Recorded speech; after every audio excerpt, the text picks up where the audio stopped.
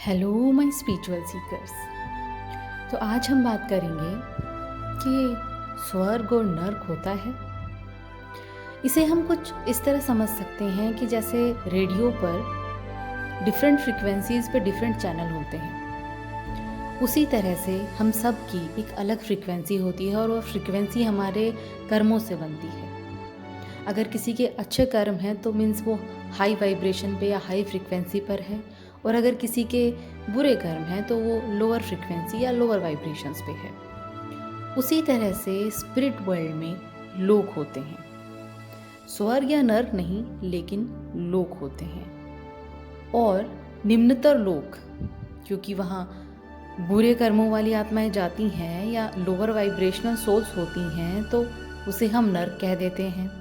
और higher frequency पे जो लोग होते हैं उन्हें हम स्वर्ग कह देते हैं।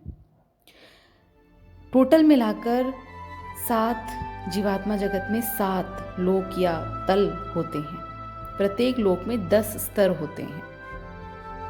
और यदि आप यहाँ लघु अथवा दीर्घकालीन बीमारी के बाद आए हैं तो आपके आसपास आपके दिवंगत दोस्त और रिश्तेदार आपका स्वागत करने के लिए तैयार होंगे। लेकिन यदि आपकी मृत्यु अचानक हुई हो तो आपके स्वागत में थोड़ी देर हो सकती है, लेकिन आप भरोसा करें कि वे आएंगे ज़रूर, बशर्ते आप निम्नतर लोकों में ना हो, मतलब आपके कर्म बुरे ना हो। अगर कर्म बुरे हैं तो किसी उच्च भली आत्मा द्वारा आपका स्वागत किया जाए, इसकी उम्मीद ना रखें। बहरहाल बुरी आत्माएं आपको निम्न लोकों में ले जाने के लिए तैयार मिलेंगी। जीवात्मा लोक के 7 जो लोक हैं वो इस तरह से हैं कि प्रथम लोक सबसे नीचे होता है, जो सबसे अंधकारपूर्ण होता है, और ये पृथ्वी के सबसे नज़दीक होता है। यह सबसे भयानक जगह होती है। यहाँ बंजर चट्टानी होती हैं जहाँ रेंगने वाले जंतु होते हैं, जो दरअसल विकृत शरीर, दुष्ट और कुविचारों से भरे मन वाली मनुष्य आत्माएं होती हैं। उनके शरीर हमारी तुलना में बहुत भारी होते हैं और वो बंजर इलाके में रहती हैं और अत्यधिक अंधेरे में चट्टानों पर रेंगती हैं, और वे कभी रोशनी की एक नन्ही सी किरण भी नहीं देख पाती। दूसरा लोक भी भयानक है, लेकिन यहाँ पहले लोक जितना अंधकार नहीं होता, ना ही यहाँ रहने वाली आत्माओं के शरीर उतने विकृत होते हैं। वे भी पथरीली गुफाओं में रहते हैं और एक दूसरे से घृणा करते हैं और घिनौनी और भद्दी भाषा का उपयोग करते हैं। उन्हें रोशनी अथवा कोई भी अच्छी चीज़ नसीब नहीं होती। तीसरा लोक कुछ बेहतर है, लेकिन यहाँ भी रोशनी नहीं होती। यहाँ आत्माओं के शरीर पहले और दूसरे लोक की तुलना में हल्के होते हैं। वातावरण बहुत ही भारी और कोहरे से भरा होता है और आत्माओं के शरीर देखने में मनुष्य की तरह लेकिन बूढ़े और आधे अधूरे नजर आते हैं। तीसरे लोक की आत्माओं में एक दूसरे के प्रति दुर्भावनाएं होती हैं और वे हर चीज़ के लिए एक दूसरे पर आरोप लगाती हैं। वे वहाँ यानी तीसरे लोक में पहली बार आने वाली आत्माओं को पकड़कर अपना गुलाम बना लेती हैं और अपने दुष्ट कामों में मदद करने को उन्हें मजबूर करती हैं। चौथा लोक एक मध्यम लोक है और ये पृथ्वी जैसा है, जहाँ दिन और रात दोनों होते हैं। यह ऐसा लोक है जिसमें मनुष्य की आत्मा अपनी जीवन यात्रा शुरू करती है। उन्हें चौथे लोक के 5वें स्तर से उठने या नीचे गिरने का अवसर दिया जाता है, और यह पूरी तरह हम पर डिपेंड करता है।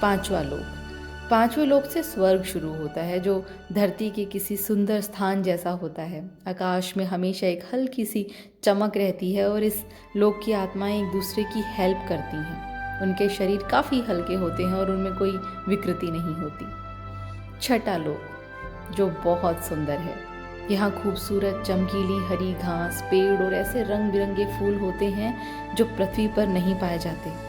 यह लोक धूप खिले दिन की तरह हमेशा रोशन रहता है और यहाँ आत्माएं लगभग पूर्ण होती हैं। उनके शरीर बहुत हल्के होते हैं और वे सब आपसी मेलजोल और प्रेम के साथ रहते हैं, एक दूसरे की मदद करते हैं और अपनी पसंद के काम करते हैं। यदि आप छठे लोक या उससे ऊपर हैं और आपका अवचेतन मन, जिसे अंतरात्मा कहते हैं, जो आपका वास्तविक आध्यात्मिक मन है, वह आपको पृथ्वी पर किए जाने वाले उन पापों को नहीं करने देता जो आपको चौथे लोक से निम्नतर लोकों में ले जाते हैं।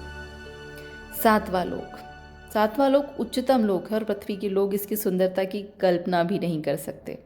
सातवें लोक की सुंदरता को देखकर ही विश्वास किया जा सकता है, इसे शब्दों में बयान नहीं किया जा सकता। बेशक यह लोक इतना सुंदर है कि इसके बारे में कोई सोच भी नहीं सकता, और इस लोक की आत्माओं के शरीर सबसे अधिक चमकीले, सबसे अधिक पूर्ण, युवा, जीवात्मिक शरीर होते हैं। वे बादल जैसे हल्के होते हैं और ये आत्माएं पूर्ण तालमेल और प्रेम के साथ रहती हैं, और यह लोक स्वर्ग से भी बढ़कर है।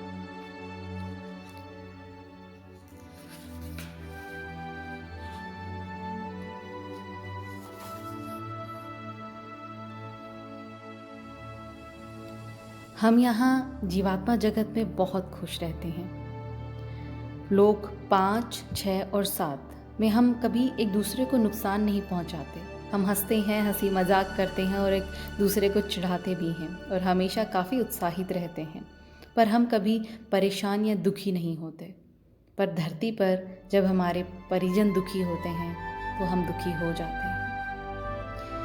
5, 6 और 7 ये वो लोग हैं जिन्हें आप स्वर्ग कह सकते हैं। लोग चौथे लोक की आत्माएं कभी दुखी होती हैं तो कभी खुश रहती हैं। वहाँ भी आपको अपनी रक्षा खुद ही करनी पड़ती है, क्योंकि वहाँ आपको मानसिक परेशानियाँ झेलनी पड़ सकती हैं, क्योंकि कभी कभी चौथे लोक की आत्माएं एक दूसरे के लिए ईर्ष्यालु हो जाती हैं।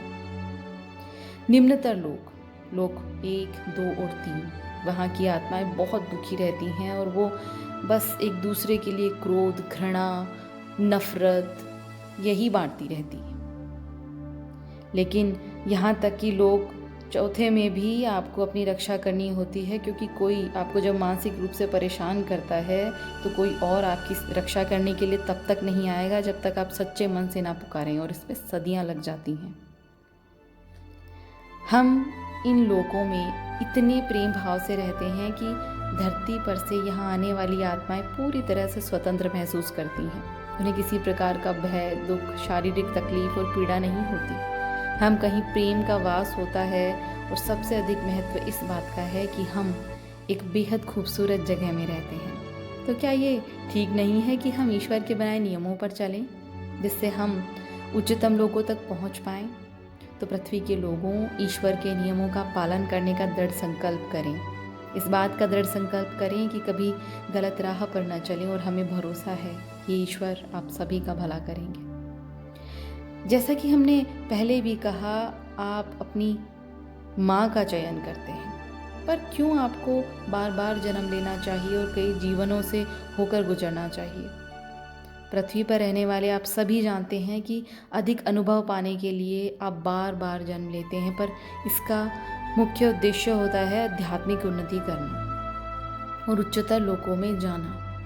आपका पुनर्जन्म एक उच्चतर स्तर में जाने के लिए होता है, पर आप क्या करते हैं? ईश्वर की इच्छा के अनुरूप प्रगति करने की बजाय आप में से अधिकतर नीचे गिर जाते हैं और दुष्ट लोग आपकी दुनिया पर राज करते हैं। यही कारण है कि पृथ्वी की अवस्था बद से बदतर होती जा रही है। दुष्ट आत्माएं कभी नहीं चाहती कि अच्छाई उस पर हावी हो, इसीलिए वह अच्छाइयों को दबाने का पूरा प्रयास करती हैं और हर कहीं दुष्टता फैला देती हैं। आपकी दुनिया अभी ऐसी हो गई है। इसीलिए जब आप अपनी दुनिया छोड़कर स्पिरिट वर्ल्ड में आते हैं तो बुरी और दुष्ट आत्माओं का अवचेतन मन उन्हें निम्नतर लोक में पहुंचा देता है, मतलब उनकी फ्रीक्वेंसी। निम्नतर लोक पूरी तरह से भर चुके हैं। ऊपरी या उच्चतम लोगों की जनसंख्या कम होती है। एक शताब्दी पहले इसका उल्टा हुआ करता था। आज कई भली आत्माएं गिरकर निम्नतर लोकों में जा चुकी हैं, क्योंकि आपकी दुनिया में नेगेटिविटी बहुत ज़्यादा बढ़ चुकी है। पृथ्वी के वे लोग जो मानते हैं कि वे काफ़ी सरल हैं, यह सोचकर खुश होते हैं कि छल कपट से वे अमीर और प्रसिद्ध बन गए हैं। वे दौलत, संभोग, रुतबा पाने के लिए किसी भी हद तक जाने से नहीं हिचकिचाते। तब भी जीवात्मा जगत में आते हैं केवल तभी उन्हें इस बात का एहसास होता है कि वे किस वर्ग के लोग थे और पृथ्वी पर वे कितने गलत तरीके से जी रहे थे। किसी ने उन्हें सलाह नहीं दी, किसी ने उनका मार्गदर्शन नहीं किया, और तब तक तो इसमें काफ़ी देर हो चुकी होती है। कुछ अत्यंत दुष्ट आत्माएं तो निम्नतर लोकों में जाने से भी नहीं घबराती, क्योंकि उनका हृदय इन निम्न अंधेरे लोगों की तरह ही काला हो चुका होता है। पर सबसे अधिक कष्ट उन्हें झेलना पड़ता है जो दुष्टों के प्रभाव में आकर बुरे हो जाते हैं, और हमें उन पर बहुत दया आती है और हम चाहते हैं कि इससे पहले कि बहुत देर हो जाए वे इस किताब को ज़रूर पढ़ें। आज के लिए बस इतना ही। Thank you.